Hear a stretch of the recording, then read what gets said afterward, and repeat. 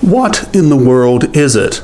This thin metal object, 6.5 inches long, about 1.5 inches wide, with this slot that runs all the way up the middle.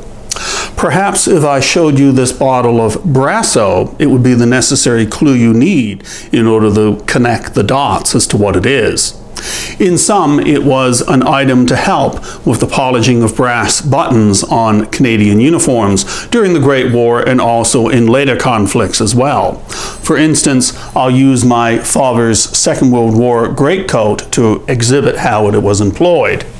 You place the item underneath the button, slide it across, and then you have a protective covering for polishing your buttons on the uniform or the greatcoat as you polish without damaging or dirtying the uniform or the coat at all.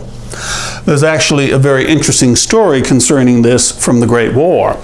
During the last 100 days, the final campaign of the Great War, the Canadians had a motorized machine gun company, and they progressed beyond where the Canadian troops were advancing, and they were in a small French village, and they were surrounded and being attacked by remnants of the German army as it retreated.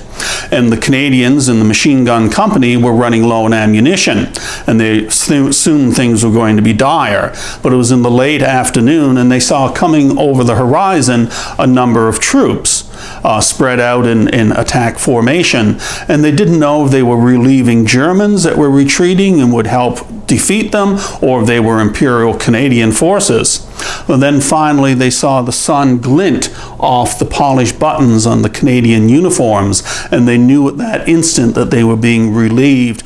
They were being relieved by Canadian troops who were also advancing and would drive the Germans away from surrounding the village where the machine gun company was trapped. And so the shining buttons actually had some practical application during the Great War, because in the British Empire and the British Empire forces, including the Canadians, had to keep their buttons polished, and this was done at many inconvenient times, but on occasion it had practical benefits and applications. Thank you for joining me. Tomorrow stay tuned for yet another on What in the World Is It? Artifacts from the Great War.